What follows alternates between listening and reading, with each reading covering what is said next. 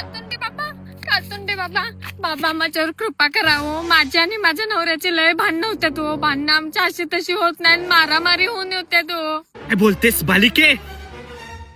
थांब, काळजी करू नकोस. ओम मगली भगली भागोदरी अंबाट स्वाहा. एक मनी, हा मनी जेव्हा तुझ्या घरात तुझा नवरा येणार तेव्हा हा दातात घेऊन ठेवायचा.